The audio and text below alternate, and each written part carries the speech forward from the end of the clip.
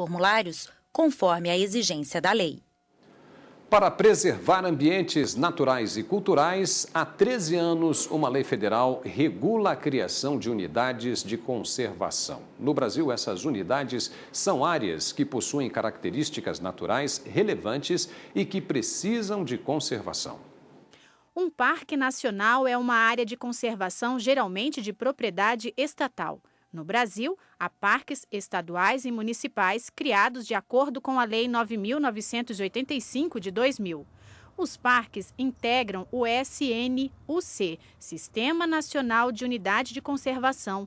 Os parques nacionais, assim como outras unidades de conservação federal, são geridos pelo Instituto Chico Mendes de Conservação da Biodiversidade, que é uma autarquia federal criada em 2007. Segundo o IBAMA, os parques nacionais foram criados para ser conservados, visitados, apreciados e estudados. As áreas naturais protegidas dependem também do interesse dos visitantes para que a conservação de recursos naturais, culturais e históricos sejam mantidas. A maioria dos parques está cercada por áreas que não são unidades de conservação e, por isso, sofrem constantes ameaças. E para saber mais sobre esse assunto, eu vou conversar agora aqui no estúdio com o especialista em Direito Ambiental, doutor Leandro Eustáquio. Muito boa tarde, doutor. Tudo bem? Muito obrigado. Boa tarde, Paulo. Boa tarde, telespectadores da TV Justiça. Doutor Leandro, quais são os entes federados que podem criar unidades de conservação?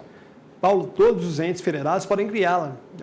Aqui em Brasília, aqui no Distrito Federal, nós temos uma unidade de conservação mais próximo do que muita gente imagina, que é o Parque da Cidade, criado pelo DF. A União também pode criar, e aí seriam, como por exemplo, os parques nacionais. Um estado, quando cria um parque, terá o nome de parque estadual, como em Minas Gerais nós temos vários parques estaduais, da Serra do Rola Moça é um deles, ou mesmo município, por isso chamando de parque municipal. São diversas unidades de conservação.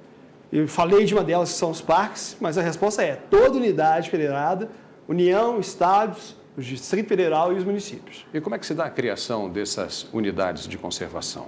Paulo, a Constituição, no artigo 225, parágrafo 1º, ela diz assim, por ato normativo do poder público, ou na verdade, ela não fala como vai se dar a criação, ela fala como vai se alterar. Por interpretação, a doutrina disse qualquer ato normativo, e a lei que você citou, que há 13 anos existe, ela que fala, qualquer ato normativo do poder público, exemplo, decreto do executivo do município, decreto do executivo do estado, decreto do executivo da União, qualquer, pode ser uma lei inclusive. Tá, e como é que é feito o cálculo das desapropriações? Em algumas unidades de conservação, como citado na reportagem, existe dentro uma população já vivendo há algum tempo, e ela construiu suas benfeitorias, por isso elas merecem indenização. Tem uma norma, um decreto que trata de desapropriação, que é de 1941, decreto 3365 daquele ano, e ela que diz como vai funcionar isso. Enfim, agora isso para situações das pessoas que já viviam antes.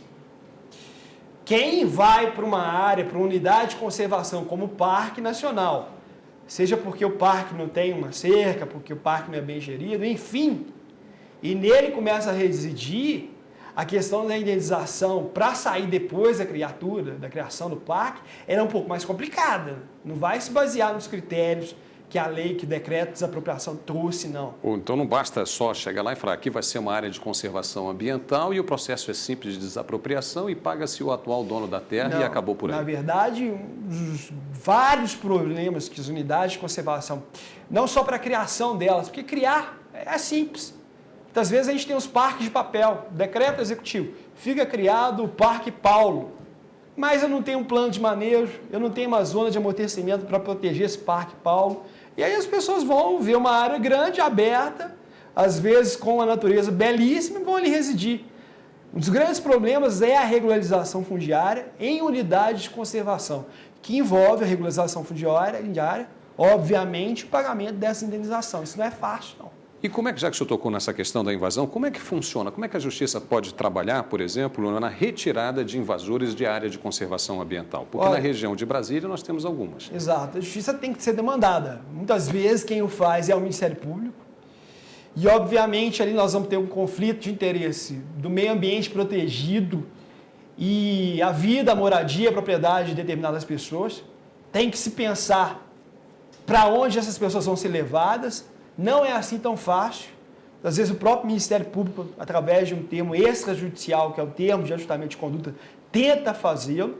E outras vezes, quando é possível, uma ação judicial que não é rápida, é morosa, que envolve conflitos de várias pessoas, é que vai decidir pela saída ou pela manutenção disso. É uma situação extremamente complicada, nem a justiça acha que tem que ser rápida, porque os invasores também são rápidos. Eles entram e constroem casas de alvenaria, e aí fica muito mais complicado, não? Monitoramento de um dia para o outro, faça monitoramento hoje. Tem lá uma casa, de um dia para o outro já faça um puxadinho, ou seja, as benfeitorias vão aumentando, por isso, às vezes, e fica aquela difícil rapidez... de retirar? É difícil retirar, tem o direito à vida, o direito à propriedade, a moradia, que também é garantido. O conflito ali tem que ser resolvido no caso concreto. Não é porque a retirada de uma invasão foi feita, vai ser feita, que a outra tem que ser feita pelo mesmo motivo. São situações diversas. Agora, doutor Leandro, né, o que é um ICMS ambiental? Bom, o ICMS é um tributo de atribuição dos estados. O Distrito Federal tem essa competência, porque ele assume a competência ora dos estados, ora dos municípios. E é um imposto que pode ser repartido. E um dos critérios para repartição está na Constituição, fica a critério de lei estadual.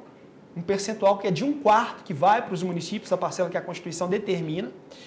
Vai para os municípios, é obrigatório, mas a critério da lei estadual. Alguns estados, como Paraná, Minas Gerais, criam lá o ICMS ecológico. O que significa isso? Exemplo. O município que tem muitas unidades de conservação cadastradas, criadas, implementadas, vai receber uma parcela maior do ICMS das mercadorias que geram o tributo, geram a receita desse imposto lá no município, maior do que outro que não tem unidade de conservação. Por isso é chamado de ICMS ecológico. Né? Enfim, depende de regulamentação por lei estadual. Tá certo. Doutor Leandro Eustáquio, muitíssimo obrigado por seus esclarecimentos aqui no Jornal da Justiça, primeira edição. Paulo, sou eu que agradeço a oportunidade e quero desejar aí um ótimo trabalho. Muitíssimo obrigado.